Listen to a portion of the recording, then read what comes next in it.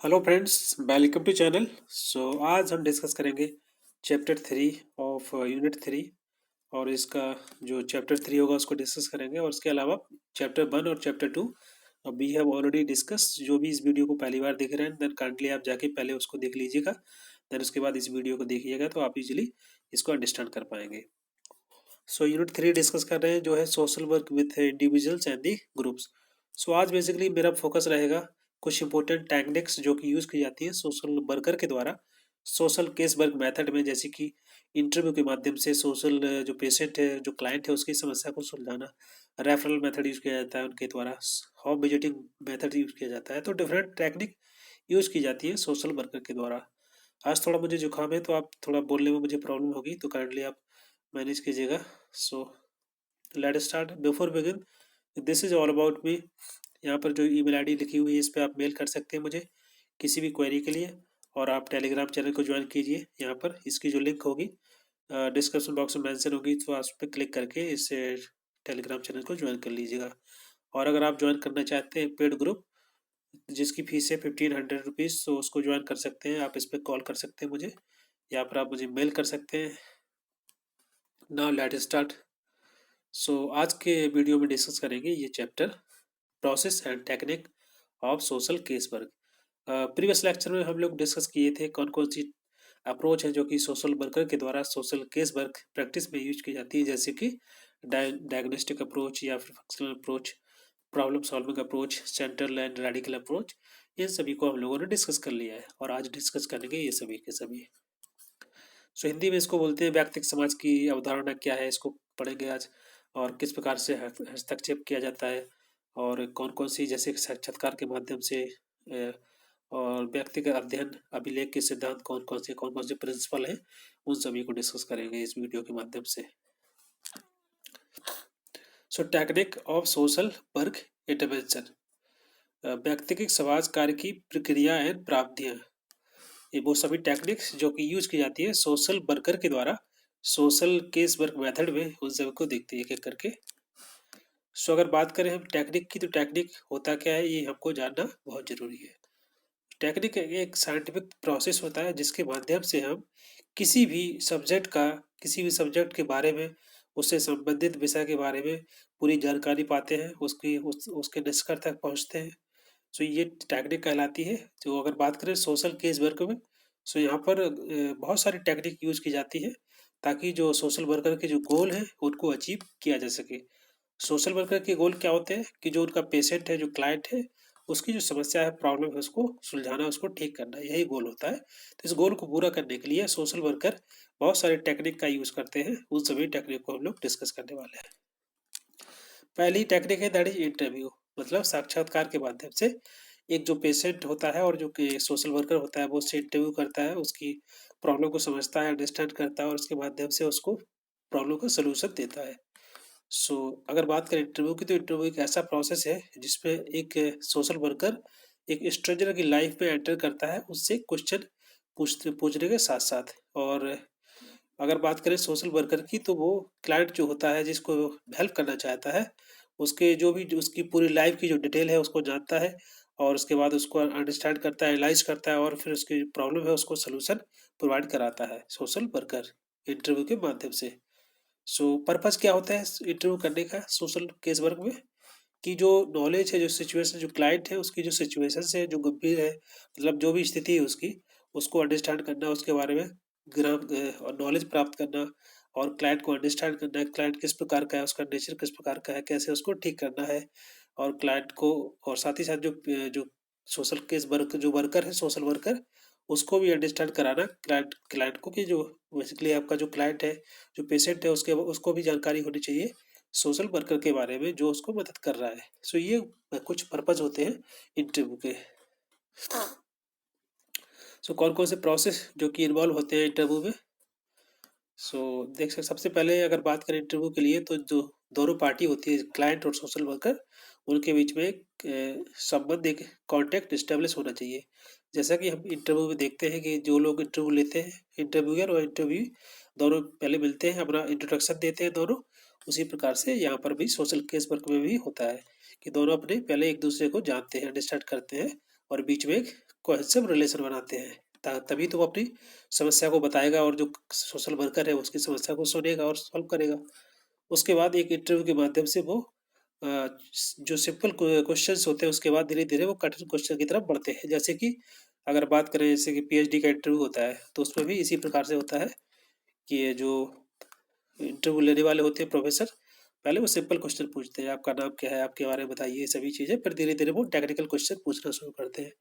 तो ये जो क्वेश्चन पैटर्न होता है इंटरव्यू का, वो सिंपल से लेके कॉम्प्लेक्स हो जाता है। To make the client recall previous, और साथ-साथ जो भी प्रीवियस इंटरव्यू के बारे में जो भी बातचीत हुई है, जो मैटर डिस्कस हुआ है, उसको रिकॉल करना, उसको बताना कि पहले हम लोग ये डिस्कस कर चुके हैं, इसके आगे हम लोग क्या डिस्कस करना है, क्या प्रॉब्लम है उसके आगे, ये सभी चीज़ें डिस्कस की जाती हैं। उसके बाद जो भी क्वेश्चंस है, हर एक क्वेश्चन को माइन्यूटली एड्रेस करना, जो पेशेंट के द्वारा, जो क्लाइंट के द्वारा बताया गया है, कुछ पूछा गया है, तो उसको अच्छे से डीपली अंडरस्टैंड करना, जो प्रॉब्लम है उसको समझना। एंड क्लाइंट को ज़्यादा जो जितना हो सके उतना कंफर्टेबल फील कराना, ताकि जो क्लाइंट है अपनी समस्या है, अपनी जो प्रॉब्लम है अच्छे से बता पाए। तो ये कुछ यहाँ पर प्रोसेस होते हैं। आप देखेंगे कि प्रिंसिपल कौन-कौन से होते हैं इंटरव्यू के, मतलब सिद्धांत। आपको क्या करना है, क्या नहीं करना है, जो सोशल वर्कर होता है, सो वो जब इंटरव्यू करता है तो उसको कौन-सी चीज़ें ध्यान रखनी चाहिए, कौन-सी नहीं। तो ये सभी चीज़ें यहाँ डिस्कस करने वाले हैं। So first principle the of interview, that is understanding of behaviour. Social worker को पेशेंट के जो बिहेवियर है, उसका जो नेचर है, उसका किस प्रकार का एटीट्यूड है, उस सभी चीज़ों को अंडरस्टैंड करना चाहिए। तभी वो इफेक्टिवली एक अच्छी तरीके से उसका इंटरव्यू कर सकता है और अच्छे से उसको सॉल्यूशन प्रोवाइड कर सकता है। नेक्स्ट प्रिंसिपल है सेल्फ डिटर्मिनेशन का।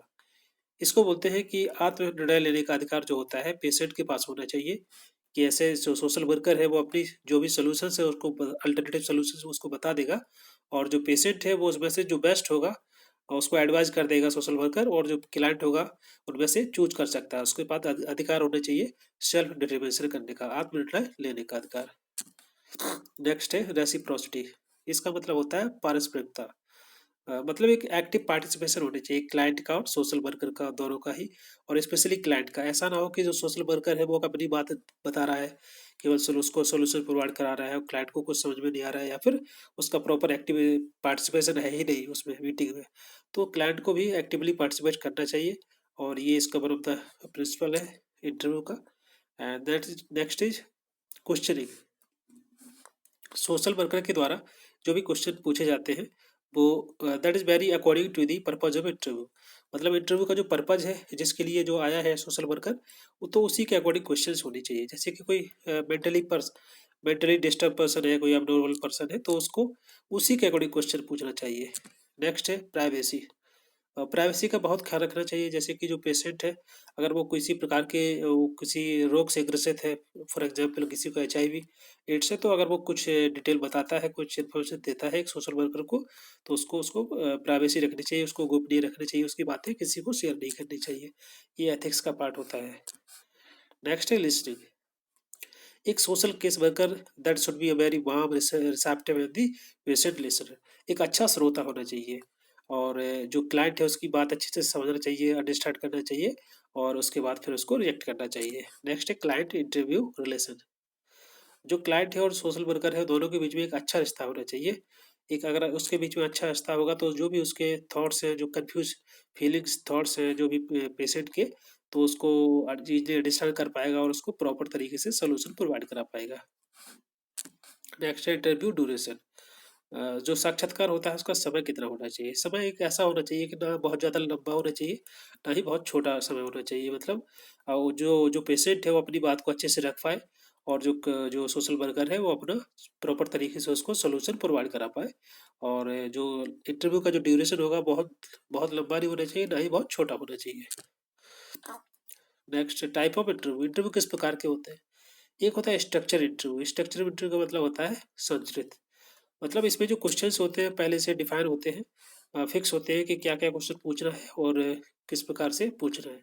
दूसरा होता है अनस्ट्रक्चर्ड क्वेश्चन। इसमें क्वेश्चंस पहले से फिक्स नहीं होते हैं। ड्यूरिंग दी जब बातचीत चलती है, आपस में बात होती है, तो उसी दौरान वो क्वेश्चन सोशल केस वर्कर के द्वारा बना लिए जाते हैं और उससे पूछे जाते हैं।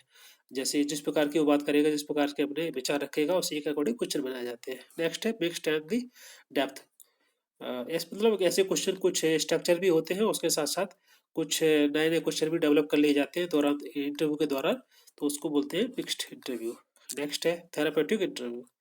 ये बेसिकली ये बोल सकते हैं कि जो पेशेंट है उसकी फीलिंग्स, एटीट्यूड्स, उसका जो बिहेवियर है उसमें बदलाव लाने के लिए ये इस प्रकार का इंटरव्यू किया जाता है ताकि उसकी जो सिचुएशंस है, उसके जो एब्नॉर्मलिटी है उसको ठीक किया जा सके। यहाँ पर हिंदी में भी लिखा हुआ है, देख सकते हैं। आज थोड़ा मुझे जुकाम है इसलिए बोलने में थोड़ा प्रॉब्लम हो रहा है, तो काइंडली आप लोग थोड़ा मैनेज कीजिए। नेक्स्ट टॉपिक है दैट इज होम विजिट। मतलब यहाँ पर जो सोशल वर्कर है वो पेशेंट के क्लाइंट के घर पर जाएगा और वहाँ पर उसको जो उसकी जो प्रॉब्लम है उसको सुलझाने की कोशिश करेगा। सो अगर बात करें होम विजिट की, तो ये एक ऐसा तरीका है जो कि बहुत पहले से ही चला आ रहा है। That is very long legacy कि सोशल वर्क में ये जो होम विजिट का कॉन्सेप्ट पहले से ही यूज किया जाता है सोशल वर्कर के द्वारा। और यहाँ पर जो पेशेंट का जो घर होता है वहाँ पर जाके उससे विजिट करते हैं सोशल वर्कर और उसकी जो प्रॉब्लम को समझते हैं। सो यहाँ पर कुछ देख सकते हैं कुछ सोशल वर्क प्रैक्टिस में कौन कौन सी चीज़ें इन्वॉल्व होती है। जैसे कि जो बच्चे हैं उनके उनके लिए डिफरेंट टाइप से प्रोग्राम होते हैं, उसमें इंटरव्यू करने के लिए होम विजिट करना, या फिर सोशल स्कूल सोशल वर्क के लिए, या फिर जो फैमिली है उनके रियूनिफिकेशन के लिए, चाइल्ड वेलफेयर के लिए, या फिर ऐसे पेशेंट जिनको कोई किसी प्रकार की मेंटल डिसऑर्डर है, मेंटल हेल्थ सर्विस प्रोवाइड कराने के लिए। एंड इसके अलावा जैसे कि जो यूथ होती है उनके लिए डिफरेंट टाइप्स के प्रोग्राम चलाए जाते हैं, तो वहाँ पर इसके अलावा जो ओल्डर पर्सन होते हैं, जो बूढ़े लोग होते हैं, तो वो बाहर नहीं जा सकते, तो उनको घर पर जाके ही उनको सपोर्ट सिस्टम प्रोवाइड कराना होता है। अडल्ट प्रोएक्टिव सर्विसेज जो दी जाती हैं, इसके अलावा ओल्ड एज में होम्स सर्विस प्रोवाइड कराना, उनके लिए काउंसलिंग देना, काउंसलिंग प्रोवाइड कराना बूढ़े लोगों के लिए, और डिफरेंट टाइप के जो प्रिवेंटिव प्रोग्राम्स होते हैं, स्कीम्स होती हैं फॉर दी डिजीज, जैसे कि डेंगू, मलेरिया और बहुत सारी बीमारी होती है, तो उन सभी के लिए होम विजिट किया जाता है। यहाँ पर हिंदी में लिखा हुआ है, तो पढ़ सकते हैं। आज बहुत ज़ोर से जुकाम है, सो आप थोड़ा सा मैनेज कीजिएगा। अगर आपको कम समझ में आए तो यहाँ पे यहाँ से पढ़ पढ़ के भी देख सकते हैं। यहाँ पर कुछ इंपॉर्टेंट टिप्स हैं जो कि सोशल केस वर्कर के लिए है। जब वो होम विजिट करता है, जब घर पर जाकर देखता है, तो क्या क्या चीज़ें उसको ये अपने ध्यान में रखनी चाहिए। सबसे पहली चीज़ तो उसको पहले पहले से ही क्लाइंट के या क्लाइंट की जो फैमिली होती है उसको बता देना चाहिए कि वो विजिट करने वाला है, और साथ ही साथ क्या टाइमिंग रहेगी उसकी, क्या टाइम विजिट रहेगा, डेट क्या रहेगी, वो सब चीज़ें पहले से इन्फॉर्म करनी चाहिए। इसके अलावा वहाँ का जो एनवायरनमेंट है that should be very neutral at the place of meeting. जहाँ पर मीटिंग होने वाली है वहाँ का एनवायरनमेंट अच्छा होना चाहिए, मतलब एक अच्छा एनवायरनमेंट होना चाहिए ताकि उनकी बात अच्छे से हो पाए और वो अच्छे से इंटरव्यू कर पाए। नेक्स्ट, साथ में उनको अपने साथ में गैजेट्स ले जाने चाहिए ताकि वो सेल फोन्स वगैरह रिकॉर्डर्स, ताकि उनकी बात रिकॉर्ड कर पाए पेशेंट की, क्लाइंट की। और उसके बाद जब वो उसको एनालिसिस करें, असेसमेंट करें, तो ताकि उनको सही से सोल्यूशन प्रोवाइड किया जा सके। एंड जब वो बात करते हैं क्लाइंट से सोशल वर्कर, तो उनको काम होना चाहिए, पेशेंस होना चाहिए और अच्छे से बात समझनी चाहिए पेशेंट क्लाइंट की। And explain the client the purpose of visit, और वो विजिट क्यों कर रहे हैं, कौन कौन से प्रोग्राम चलाने वाले हैं, या जो भी उनके जो भी है उसके लिए वो पहले से बताने चाहिए, क्लाइंट को एक्सप्लेन कर देना चाहिए कि उनकी क्या पर्पज क्या है विजिट का। इसके अलावा social worker should listen to the client carefully. जो पेशेंट है, जो क्लाइंट है, उसको बहुत ही अच्छे तरीके से सुनना चाहिए एक्टिवली, और उसके बाद फिर उस पर रिएक्ट करना चाहिए। Avoid arguing with the client, और क्लाइंट के साथ आर्गूमेंट नहीं करना चाहिए। इससे क्या है कि कंक्लूजन नहीं, जो जो भी है, मतलब जो वर्क है वहाँ तक उसका कंक्लूजन तक नहीं पहुँचा जा सकता है। And be aware to one and the client body language, और साथ ही साथ क्लाइंट की जो बॉडी लैंग्वेज है किस प्रकार की, उसको अंडरस्टैंड करना चाहिए, उसके बारे में अवेयर रहना चाहिए, और उसके बाद फिर डिस्कशन करना चाहिए। तो ये कुछ इंपॉर्टेंट बातें हैं जो कि एक सोशल केस वर्कर के द्वारा ध्यान रखनी चाहिए during the home visit. Next है रेफरल, इसको बोलते हैं हिंदी में संप्रेक्षण। सो रेफरल बेसिकली ये जो कंसेप्ट, ये जो टेक्निक है जो यूज की जाती है सोशल वर्कर के द्वारा सोशल केस वर्क मेथड में, एक पेशेंट, एक क्लाइंट की जो समस्या है उसको सुलझाने के लिए, उसके प्रॉब्लम को सॉल्व करने के लिए। सो रेफरल का मतलब होता है, सिंपल वर्ड में बात करें तो रेफर करना एक जगह से दूसरी जगह। जैसे एक डॉक्टर अपने पेशेंट को रेफर करता है एक जगह से दूसरे डॉक्टर की जगह, तो उसको रेफरल ही बोला जाता है। सो इसी प्रकार से क्लाइंट भी, जो सोशल वर्कर होता है, वो भी अपने क्लाइंट को रेफर कर देता है एक जगह से दूसरी जगह, ताकि जो उसकी समस्या है उसको सुलझाई जा सके। जैसे एक डॉक्टर, एक स्पेशलाइज्ड डॉक्टर है, अगर वो ईएनटी डॉक्टर है, तो वो हड्डियों का इलाज नहीं कर सकता, तो वो डॉक्टर उसको दूसरी जगह रेफर कर देगा एक ऐसे डॉक्टर के पास जहाँ पर उसका जो इलाज है हो सके। इसी प्रकार से सोशल वर्कर भी अपना जो क्लाइंट को रेफर कर देता है एक जगह से दूसरी जगह पर। सो अगर बात करें रेफरल की, एक ऐसा कंसेप्ट है सोशल केस वर्कर के द्वारा यूज किया जाता है। इसमें क्लाइंट को दूसरे वर्कर की तरफ उसको रेफर कर दिया जाता है। और ये हो सकता है कि उसी सेम एजेंसी के अंदर ही हो जो डिफरेंट सोशल वर्कर हो, या फिर हो सकता है दूसरी कोई एजेंसी हो वहाँ पर भेजा जाता हो। सो यहाँ पर जो उसका केस है, जो पेशेंट का जो पेश उसको काफ़ी गहराई से उसको एनालाइज किया जाता है। और इसके साथ साथ अगर बात करें पूरा डिटेल उसकी ली जाती है, क्या डिटेलिंग है, प्रॉपर तरीके से क्लाइंट की जो भी समस्या है उसको सुना जाता है, समझा जाता है। और डिफरेंट एक्शन के माध्यम से जो भी प्रेस्क्राइब्ड है, ताकि उसका जो पेशेंट है जिसकी समस्या है उसको सुलझाया जा सके। सो ये बेसिकली रेफर का कॉन्सेप्ट होता है, टेक्निक है जिसके माध्यम से पेशेंट को एक जगह से दूसरी जगह रेफर किया जाता है। सो अगर बात करें इस प्रोसेस की, इसमें जो भी रेफरल में क्या क्या प्रोसेस इन्वॉल्व होते हैं, कि सबसे पहले कि जो रीजन है रेफर का क्या है उसको एक्सप्लेन करना होता है कि भाई एक जगह से अगर उसको एक सोशल वर्कर के से दूसरे सोशल वर्कर के यहाँ रेफर किया है क्लाइंट को, तो क्यों किया है, उसका रीजन क्या है, और उसकी जो पॉजिटिव और नेगेटिव फीलिंग्स होती है in the process of referral, वो सब चीज़ों को अंडरस्टैंड करना। और एंजाइटी को टैकलिंग, मतलब जो भी एंजाइटी डिप्रेशन है, जो भी प्रॉब्लम है उसको कैसे टैकल करना है, ये सभी चीज़ें इसमें पॉइंट की जाती है। इसके अलावा हैंडलिंग क्वेश्चन से रिलेटेड रेफरल, और रेफर किया गया है तो जो भी क्वेश्चंस होते हैं उसको लेकर के सभी उसको हैंडल करना, और preparing the client to work under new case work, और जो क्लाइंट है उसको तैयार करना ताकि जो नया सोशल वर्कर है, न्यू सोशल केस वर्कर है, उसके अंदर वो काम कर सके और अपनी समस्याएं हैं उसको बता सके और वहाँ से सोल्यूशन प्राप्त कर सके।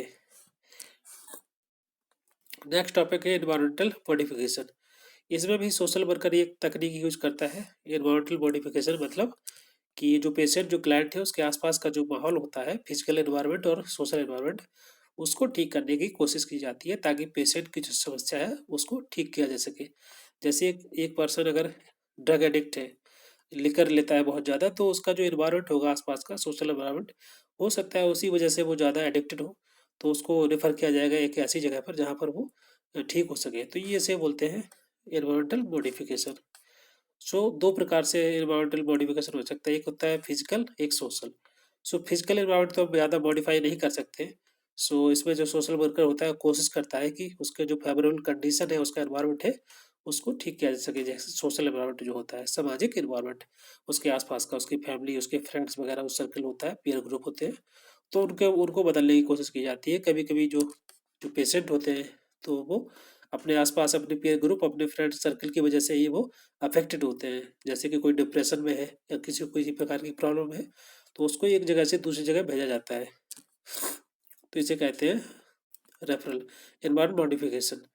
सो अगर बात करें इसकी, need of the environmental modification in social work arise when the client need to reside in the environment which is suitable for him. और सपोज जैसे कि कोई क्लाइंट है, वो suffering from the acute drug addiction, बहुत ज़्यादा drug addiction है, ऐसे कोई एक पेशेंट है, कोई ऐसा क्लाइंट है, तो उसको उसके जब फॉर एग्जांपल जहाँ पर रहता है उसी की वजह से वो बहुत ज़्यादा ड्रग एडिक्ट है, वहाँ के जो उनके पीयर ग्रुप्स हैं, उनके फ्रेंड सर्कल है, तो जो सोशल वर्कर होगा उसको वहाँ से रेफर कर देगा दूसरी जगह पर, जहाँ पर उसके एक ऐसा एनवायरनमेंट मिले उसको जहाँ पर वो अपने आप को रिकवर कर पाए। तो इसको बोलते हैं इन्वायरमेंटल मॉडिफिकेशन, कि मतलब वातावरण में बदलाव करना थोड़ा सा, ताकि जो पेशेंट है वो अपने आप को रिकवर कर पाए।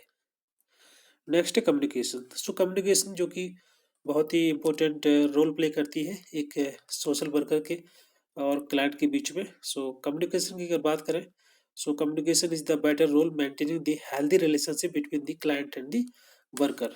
सो यहाँ पर देख सकते हैं कि क्या क्या स्किल्स होनी चाहिए सोशल केस वर्कर में, जिसके माध्यम से जो पेशेंट को, क्लाइंट को अपने उसको हैंडल कर सके। सो पहली है राइटिंग स्किल्स। सोशल वर्कर की जो राइटिंग स्किल्स अच्छी होनी चाहिए ताकि जो क्लाइंट है, क्लाइंट की जो भाषा है उसमें वो लिख पाए और उसको ईजिली तरीके से समझा पाए, बता पाए, ताकि उसको आगे भी फ्यूचर में भी उस लिखी हुई चीज़ को अंडरस्टैंड कर पाएगा, क्योंकि हर चीज़ तो याद नहीं की जा सकती, तो क्लाइंट के द्वारा वो चीज़ लिख करके दी जा सकती है। नेक्स्ट है लिसनिंग स्किल्स। एक अच्छा श्रोता होना चाहिए। सोशल वर्कर को। ऐसा नहीं है कि केवल अपनी बात बता रहा है उसको, और जो क्लाइंट है, जो प्रॉब्लम में फँसा पर्सन, उसकी बात नहीं सुन रहा है अच्छे से। तो केयरफुली और बहुत ज़्यादा अटेंशन देना चाहिए पेशेंट की बातों पर, उनको अंडरस्टैंड करना चाहिए और उसके अकॉर्डिंग उसको काउंसलिंग देनी चाहिए। नेक्स्ट है getting information. So getting information का मतलब होता है कि जो भी ये बात है, जो भी उसके द्वारा से जो भी बात शेयर की जा रही है पेशेंट के द्वारा, उसको केयरफुली अंडरस्टैंड करना, समझना, और उसके बाद फिर डिफरेंट टाइप के जो क्वेश्चंस होते हैं उसको पूछना, एक ताकि डिजायर जो इन्फॉर्मेशन है, जिस प्रकार की ज़रूरत है इन्फॉर्मेशन की, इसके माध्यम से जो पेशेंट ठीक हो सकता है, उस प्रकार की इन्फॉर्मेशन क्लाइंट से निकलवाना, ये स्किल्स होनी चाहिए। नॉन वर्बल बिहेवियर, तो मतलब नॉन वर्बल बिहेवियर का मतलब होता है कि फेशियल एक्सप्रेशन से, आई कांटेक्ट के माध्यम से, स्माइल करके डिस्कशन के दौरान, इसके माध्यम से भी अगर सही तरीके से बात करेगा एक सोशल वर्कर क्लाइंट से, तो क्लाइंट अपनी बात अच्छे से बता पाएगा, अपनी समस्या अच्छे से बता पाएगा। जैसे एक डॉक्टर जो होते हैं, वो बहुत अच्छी तरीके से बात करते हैं अपने पेशेंट से, और पेशेंट अपना उसको ईजिली तरीके से अपनी बात, अपनी समस्या बता देता है। नेक्स्ट है बिल्डिंग ट्रस्ट।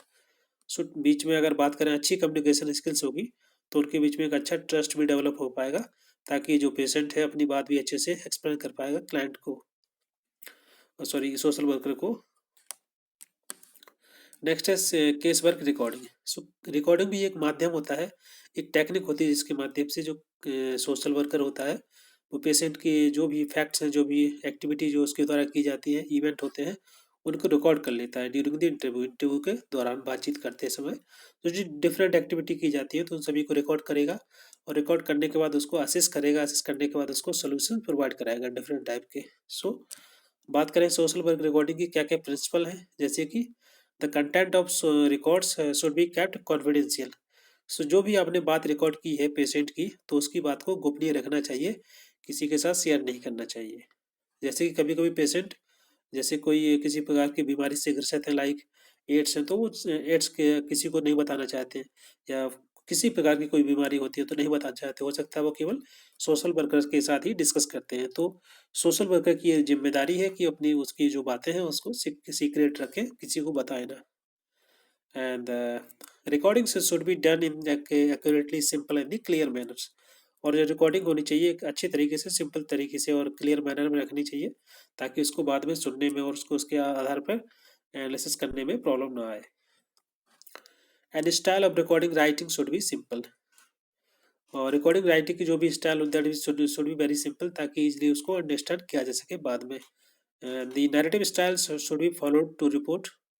सो जो रिपोर्ट बनाई जा रही है, जो रिपोर्ट रिकॉर्डिंग की जा रही है, उसकी जो नैरेटिव स्टाइल होती है, मतलब बाद में जब नरेट किया जा सकता है उसको, जो रिकॉर्डिंग है उसको अच्छी होनी चाहिए। And the social worker should record the client emotions effectively. साथ ही साथ जो पेशेंट, जो क्लाइंट है, उसके जो इमोशंस है उसको भी अच्छी तरीके से, इफेक्टिव तरीके से रिकॉर्ड कर ले, ताकि बाद में उसको ईजिली अच्छी तरीके से उसको अंडरस्टैंड कर पाए, और उसके अकॉर्डिंग उसके सोल्यूशन प्रोवाइड करा पाए। Case work relationship. सो ये तो सिंपल ही है कि जो पेशेंट है, क्लाइंट है, उसके बीच में एक अच्छा रिश्ता होना चाहिए, एक डायनेमिक इंटरेक्शन होना चाहिए उनके बीच में, फीलिंग्स और एटीट्यूड्स का, इमोशंस का, सोशल वर्कर और क्लाइंट के बीच में। सो ताकि वो अच्छे से एडजस्ट कर पाए अपने आप को एक दूसरे के साथ में, और उसके माध्यम से भी एक सही तरीके से उसको प्रॉब्लम की जो समस्या है, जो उसकी साइको सोशल जो नीड्स हैं, जो प्रॉब्लम्स हैं, उनको क्लाइंट को मदद करने में आसानी होगी सोशल वर्कर को।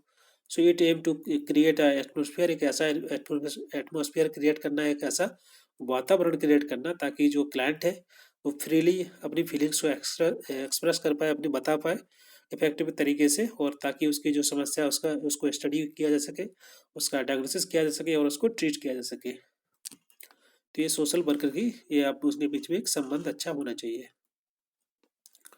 एंड कौन कौन से प्रिंसिपल जो होते हैं सोशल वर्कर के रिलेशनशिप में, क्लाइंट और सोशल वर्कर के बीच में, that the client should be treated as a individuals. Client को एज ए इंडिविजुअल ट्रीट करना चाहिए, और client should be express his feelings purposefully. और जो क्लाइंट है, जो पेशेंट है, जो अपनी फीलिंग को अच्छी तरीके से एक्सप्लेन कर पाए, उसको एक्सप्रेस कर पाए, और साथ ही साथ जो इमोशंस होने चाहिए, that should be a control social worker और क्लाइंट के बीच में। उनको अपनी भावनाओं को ज़्यादा व्यक्त नहीं करना चाहिए, और एक प्रोफेशनल तरीके से ही सोशल वर्कर को बात करनी चाहिए क्लाइंट के साथ। Client and the social worker must accept the facts. जो भी फैक्चुअल बातें हैं, जो भी रियल बातें हैं, एम्पिरिकल बातें हैं, उन सभी को उसको बात एक्सेप्ट करना और उसके आधार पर फिर उसकी समस्याओं को सुलझाना। Client and the social worker should possess the non-judgmental attitude। Non-judgemental का एटीट्यूड का मतलब होता है कि बहुत ज़्यादा बहस ना होना, कि जैसे कि जो पेशेंट है उसकी उसको बहुत ज़्यादा जज ना करना, और साथ ही साथ एक अनबयास होकर के उसकी समस्या को सुनना और समझना, और उनके बीच में एक हेल्दी रिलेशन इसी से बनता है। क्या कौन सी स्किल्स होनी चाहिए सोशल केस वर्कर में? जो सोशल केस वर्क किया जाता है सोशल वर्कर के द्वारा, तो उसमें कौन कौन सी स्किल्स होनी चाहिए? Skill that should be maintain the relationship. एक ऐसा रिश्ता जिससे, ताकि उनके बीच में एक अच्छा रिश्ता बना रहे, एक अच्छा रिलेशनशिप बना रहे। And skill in exploring the problem. Problem को सॉल्व करने के लिए, उसको एक्सप्लोर करने के लिए ये जो स्किल्स होनी चाहिए सोशल वर्कर में। And the skill that is use in the resources, and the skills in finding the alternative solutions. So जो भी डिफरेंट टाइप के सॉल्यूशंस जो कि बताए गए हैं सोशल वर्कर के द्वारा, तो उनमें से कौन सा बेस्ट होगा, कौन सा अल्टरनेटिव सॉल्यूशन बेस्ट होगा, तो ये स्किल्स होनी चाहिए सोशल वर्कर में। और जो रिसोर्सेस हैं, जो भी जितने भी रिसोर्स अवेलेबल हैं, उन सभी को कैसे यूज़ करना है, और ये सोशल वर्कर के द्वारा बताया जाता है क्लाइंट को। तो ये सभी के सभी स्किल्स होनी चाहिए सोशल वर्कर में। सो ये था इस वीडियो में, और ये चैप्टर यहाँ पर क्लोज होता है। आई होप आपको ये वीडियो पसंद आया होगा। Then please like share and subscribe, और आप कमेंट करके बताइए आपको वीडियो कैसा लगा। और आज थोड़ा मुझे जुकाम था, इसलिए मैं अच्छे से बता नहीं पाया। सो काइंडली आप इसको इस वीडियो को पॉज करके देख सकते हैं, इसमें मैंने डिटेल से लिखा हुआ है। फिर भी अगर आपको कोई बात समझ में नहीं आए तो इसको आप यहाँ से पढ़ लीजिएगा। So thank you very much for discussion for today.